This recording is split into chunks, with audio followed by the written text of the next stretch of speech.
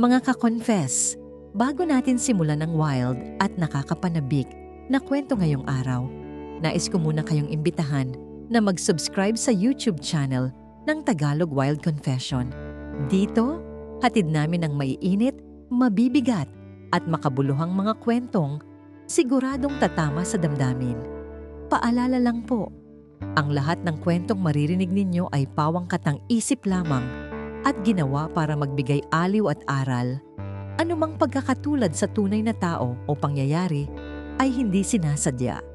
At ngayon, mga ka-confess, ihanda nyo na ang sarili ninyo dahil isa na namang nakakakilabot, nakakaintriga at kapanapanabik na Tagalog Wild Confession ang inyong mapapakinggan.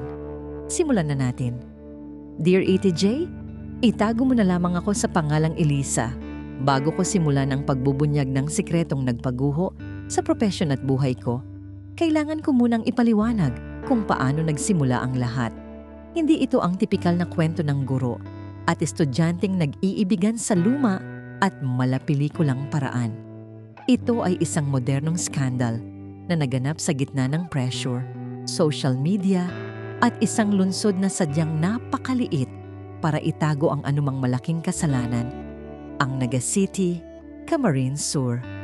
Ako ay dalaga, 28 taong gulang noon at nagtuturo bilang part-time instructor ng literature at communication arts sa isang kilalang high school sa Naga. Ang mundo ko ay umiikot sa pagtuturo, paghahanda ng lesson plans at paminsan-minsang pag-inom ng kape kasama ang mga kaibigan. Maayos, tahimik at walang gaanong drama. Yan ang buhay ko. O akala ko lang pala. Dito pumasok si Gabriel. Si Gabriel ay estudyante ko sa grade 12. Kung ilarawan ko siya, siya ang prototipo ng matalino at mapagtanong na binata. Hindi siya nagagandahan sa simpleng lecture. Kailangan niya ng debate, ng argumento, ng mas malalim na analysis sa bawat teksto na aming pinag-aaralan. Hindi lang siya basta nangunguna sa klase. Siya ang best sa buong batch. Ang mga output niya ay laging may touch ng genius, malalim, at may kakaibang maturity na bihira mong makita sa isang 17 taong gulang. Ate J, sa simula, professional lang tingin ko sa kanya. Challenging student. Ang problema lang, palagi siyang nasa office ko para magtanong after class. Kung minsan, hindi na tungkol sa lesson. Minsan, tungkol sa buhay, tungkol sa pangarap, tungkol sa libro na binasa ko noong bata pa ako. Dahan-dahan, ang distansya sa pagitan ng guro at estudyante ay unti-unting nabura, hindi sa pisikal na paraan, kundi sa intellectual and emotional level. Isang hapon, nasa Starbucks ako sa downtown Naga, naghahanda ng lesson plan. Bigla siyang lumitaw. Nagkataon lang daw. Nag-aaral din siya para sa nalalapit na debate competition. Umupo siya sa tapat ko. Sa halip na mag-aral kami pareho, nauwi kami sa usapang buhay. Ma'am, bakit po kayo nagguro? Tanong niya, habang nakatingin ng diretso sa aking mga mata. Hindi ako makapaniwala sa intensity ng tingin niya. Parang hindi lang niya tinatanong ang propesyon ko, kundi ang kaluluwa ko. Gusto kong magbigay inspirasyon, Gabriel. Sagot ko. Gusto kong makita ang mga estudyante kong umuunlad, gaya mo. Ngumiti siya.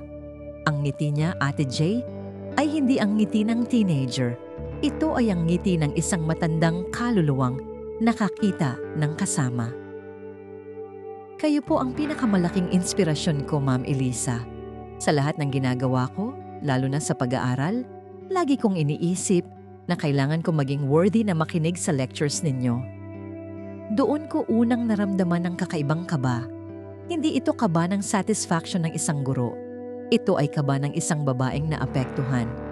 Alam kong delikado, pero nakakabingi ang damdamin. Ang mga sumunod na linggo, Ate J, ay lalong nagpatindi sa sitwasyon. Nag-email kami, hindi tungkol sa schoolworks, kundi tungkol sa poetry, music, at mga existential questions. Minsan, nagpapalitan kami ng mga kanta sa Spotify at bawat playlist niya ay parang clue sa nararamdaman niya. Puno ng mga kanta ng pag-ibig, puno ng pag-asa, puno ng lihim.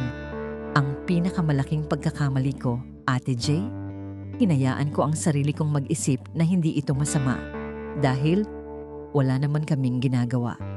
Pero sa mental at emosyonal na antas, matagal na kaming nagkasala sa batas ng ethics at moralidad. Ang pader na naghihiwalay sa guilt at desire ay manipis na, Ate J. Sobrang nipis. Alam kong dapat ko siyang i-cut off, i-block ang mga email, at ibalik ang professional boundaries. Pero tuwing makikita ko ang eagerness niya sa klase o tuwing magkakatitigan kami, mahina ako. Napakahina. Ang pag-akyat ng tensyon ay naganap sa isang serye ng pangyayari na tila hinanda ng tadhana. Malapit na ang graduation ni Gabriel. May graduation field trip sila sa Manila, pero hindi siya sumama. Nagstay siya sa Naga. Isang gabi, umuulan ng malakas sa Naga. Typhoon signal number 1, alas 7 ng gabi. Nakaupo ako sa veranda ng apartment ko, nagbabasa, nang biglang may kumatok. Nagulat ako. Sino ang bibisita sa ganitong panahon? Si Gabriel. Basang-basa. Pero ang mga mata ay nagliliyab. Ma'am, sorry po. Halos pabulong niyang sabi. Hindi ko na po kaya. Kailangan ko po kayong makausap. Face to face. Hindi ko siya pinapasok agad. Tumingin ako sa paligid. Ang Naga ay tahimik at madilim dahil sa lakas ng ulan. Gabriel, anong ginagawa mo? Umalis ka na. Delikado. Hindi ako aalis, ma'am, hanggat hindi ko nasasabi. Pumasok siya nang walang paalam. Dala-dala niya ang kaba at amoy ng ulan. Tumayo siya sa harap ko. Ang distansya namin ay meticulously na napili. Ate J, sobrang lapit para sa isang guro at estudyante, pero sobrang layo para sa dalawang taong nag-aasam. Ma'am, mahal kita. Isang simpleng statement na gumiba sa lahat ng boundaries na pinilit kong itayo. Gabriel, anak, hindi tama yan. Estudyante kita at ako ang guro mo. Wala akong pakialam sa edad, ma'am. Wala akong pakialam sa titles. Walang nakakaintindi sa akin, kundi ikaw. Ang mga pinag-uusapan natin, ang connection natin, alam kong totoo.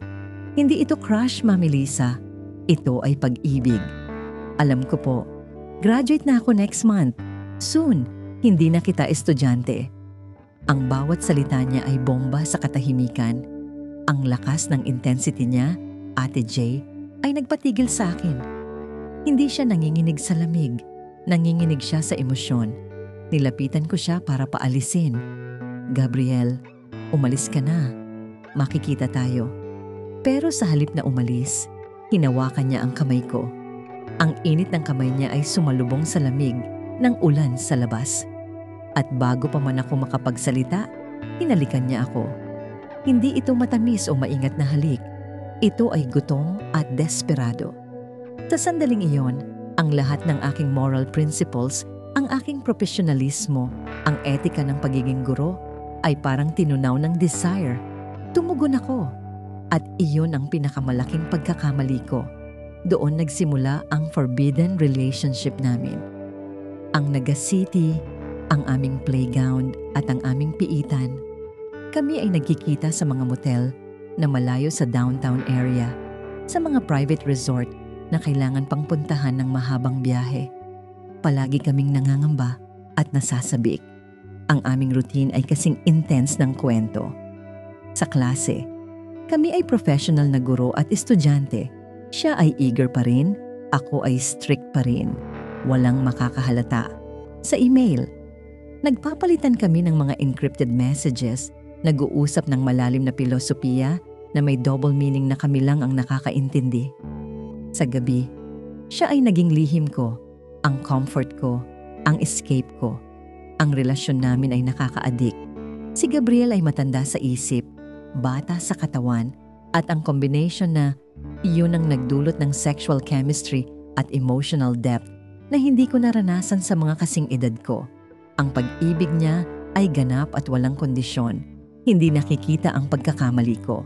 Pero alam ko, Ate J, na ang lahat ay may katapusan. 3 buwan kaming nabuhay sa lihim at kasinungalingan.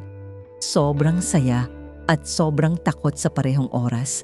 Ang graduation ni Gabriel ay papalapit na. Nangangako siya sa akin na pagkatapos ng graduation, aaminin na namin ang lahat at magiging legal na kami. Pero alam ko sa sarili ko na hindi ganoon kadali. Isang araw, Ate J, nag-iba ang pakiramdam ko. Nahihilo ako, nagsusuka, nagduda ako, ayaw kong maniwala. Nagpunta ako sa clinic at nagpa-check up. Ang resulta, positive. Nanginig ang buo kong katawan. Buntis ako. Ang bata ay kay Gabriel, ang best student ko. Ang panik ko ay hindi kayang ilarawan ng mga salita. Hindi lang ako nagkaanak sa estudyante ko, kundi sa isang minor pa. Maaari akong makulong at masira ang buhay. Sinabi ko kay Gabriel, ang reaction niya ay hindi ang inakala kong takot. Ang reaction niya ay tuwa. Ma'am, perfect! Magpapakasal na tayo. Mag-quit ka na sa pagtuturo. Hindi na ako papasok sa college dito. Dadalhin ko kayo sa Maynila, magtatrabaho ako. Pangako. Ang pag-ibig niya ay nakakabulag. Hindi niya nakita ang kapahamakan na dulot ng sitwasyon. Nakita lang niya ang pamilya na matagal na niyang inaasam. Pero ang tadhana ay hindi mabait sa mga gumagawa ng kasalanan. Isang hapon, nasa apartment ko kami ni Gabriel. Hindi namin alam, may nagmamanman na pala. Ang nanay ni Gabriel, may suspicion na pala siya dahil madalas itong wala sa bahay at tahimik na tahimik sa bahay. Hindi ko alam kung paano niya kami natuntun. Siguro ay na-trace niya ang IP address ng email ni Gabriel o sinundan niya kami sa isa sa mga private meetings namin. Ang pintuan ay hampasin ng malakas. Elisa, lumabas ka diyan. Ibalik mo ang anak ko. Immoral. Demonyo. Ang boses ng nanay ni Gabriel ay umaalingaw-ngaw sa buong floor ng apartment building ko. Nanginginig si Gabriel. Ma'am, huwag kang lalabas. Haharapin ko si Mama. Pero huli na. Pumasok ang nanay niya at hindi siya nag-iisa. Kasama niya ang isang reporter ng lokal na dyaryo sa Naga. Ang eksenang yon, Ate J, ay parang pelikula. Ang nanay ni Gabriel ay sumisigaw ng mga mura at sumpa sa akin. Si Gabriel ay pilit na pinagtatanggol ako, hinihila ang nanay niya.